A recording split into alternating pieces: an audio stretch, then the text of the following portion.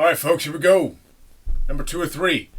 Today we're going to be talking about Lance Armstrong and Oprah when Lance Armstrong was actually coming out saying he was doing drugs or had done drugs for the Tour de France.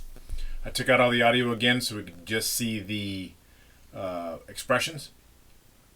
We're going to run through a lot of different stuff. Some of it we're going to get into detail, some of it we won't, just so you can get a clear view of what's actually happening. All right, you guys ready? Let's use some body language. All right, the eyeball myth. We're going to actually look at him looking up to the left and forward and to the right and forward when he says yes. So what I want you to look at is that right there. For this first one, it's going to be in slow motion. Okay, here it comes. He's going to go to the left. Shake his head yes. All right, we're going to talk about what all that means. And the next one is going to happen. He's going to look to the right before he says yes. Looking to the right. Okay, so what's going on with that? A lot of body language, a lot of NLP folks for a long time have been talking. If you look up to the left, it means this. If you look up to the right, it means this when you're saying yes or no. Deception, or they're making stuff up, or they're using memories. 22 out of 23 studies have shown that is inconclusive. Now, the reason it's inconclusive, when I look up to the same direction that I fabricate things, or I make things up, it's the same place I look when I create emotion. So it can't be consistent with deception, because sometimes deception is making stuff up, but if I'm super emotional, I'm going to have a similar cue as deception. That's also why it's very, very difficult to have one cue as a deceptive cue. It doesn't make a lot of sense to say this always means this, because a lot of times what happens is the fact that deception and emotion are too closely related. All right. Next thing is blocking, left over right. So we talked about blocking before. That's when you're trying not to say something, or you feel like you need to say something that you want to say. Then he's going to cross his thumbs left over right. Now, we're going to talk about blocking in a minute, but just right now, look at blocking, see what it is. And then what I want you to look at is right here when he crosses his left thumb on top of his right. He's covering his emotion with logic. Okay, so he's very good at keeping his emotion together. And you got to realize this guy won the Tour de France like 7 times. There's left over right. And he cannot be too happy about having to tell people he was lying. Okay, this is just lip biting. We go over a lot of different kind of lip bites. I just want you to see a bunch of different versions of lip biting. We'll talk about it here in just a second.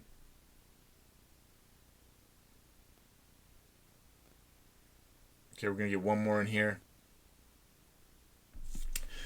The Bart and Ernie lips. Okay, the Bart and Ernie lips tend to be anger, but they can also go with fear, and they can also go with sadness, depending on where the corners are going and what all else is engaged. For him in specific, this is when the micro expression of anger is combined with a bunch of different other ones. So this is why it's important to be able to see it again in slow motion, and also look at the context when you're learning how to do it. The context here is really important because it'll give you the resources to recall that and recall, context here is it can be any of these 3 things with these other cues involved. So the lip biting part of that was to show you all the different versions of lip biting that there are. All these different ones. For this particular one, it kind of means all 3 things: fear, anger, and sadness, all kind of wrapped up into one. You're going to see a little bit later, at the very end, you're going to see a rage happen, but he's very, very good at hiding it. So that's just kind of super rad. All right, this is about blocking. So blocking, we talked about earlier, something you want to say that you maybe don't want to say later. So blocking in general comes in a couple different forms. Okay, it's me trying to pull my words back into my face. I want to get all those words back in my face. That's one version. The other one is we're in a conversation. We're at dinner. We're hanging out. We're at a date. you keep talking, I want to talk, I lean in to talk, and you keep talking, and then I kind of, to pull all my words back, to get everything back into my body is kind of the way to think about it. Now, the other way to see it is, if there's something that I don't want to talk about, or that I don't think I should talk about, or that I shouldn't talk about, any of those kind of variations of that same theme, you're going to have blocking. In this case, he doesn't want to dime somebody out. He's taking responsibility for his actions, but he's not trying to throw anybody else under the bus. So you're going to get a lot of this. What am I allowed to say and what am I not allowed to say? Okay, what am I allowed to say, what am I not allowed to say? That's where that's coming from. Left-handed distraction. So the thing with left-handed distraction, this is one of the few cues that can actually be a deceptive cue. Remember, you have to have 3 cues. This is just one of those that actually happens when somebody tends to create a deception. A lot of politicians. Rocking, lip biting, and left hand to mouth. I'm just going to let this one roll. I just want you to look at all of that. Does that look like he's proud to have his national anthem playing? Okay. We're not going to get in too deep on this one. You can see the rocking of the feet, the thinking, feeling, the rubbing the jaw, not being able to say what he wants, and then the sadness involved. Okay, contempt. Contempt is rad. Contempt is super cool. So what I want you to look at is it's a unilateral contraction. Okay. For him, it's here. Okay, you're going to see that. Look at that again in slow motion. All right, here it goes. Ready? We're going to get some contempt on this one. Big time contempt.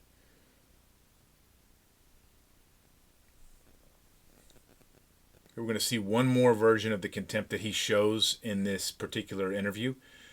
I recommend going back and watching this little video that I took this out of. Here we go. Contempt. Bam. Okay.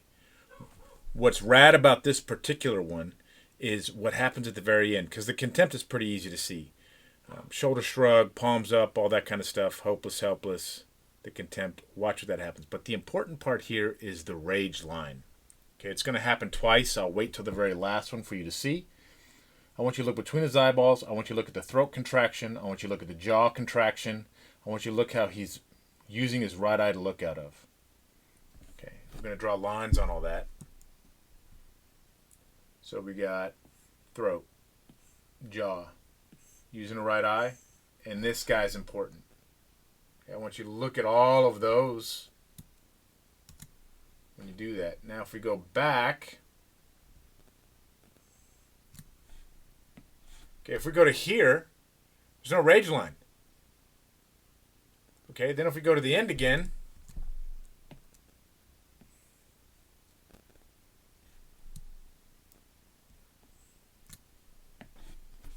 there's a rage line. Okay, you got all the other ones going there too. So all those are super important. So that rage line, all those are super important. They really have a lot of meaning for a lot of different things.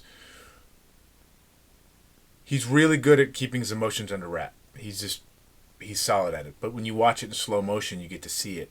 And back to what we talked about in the first video, when something looks slightly out of place, it shows up more.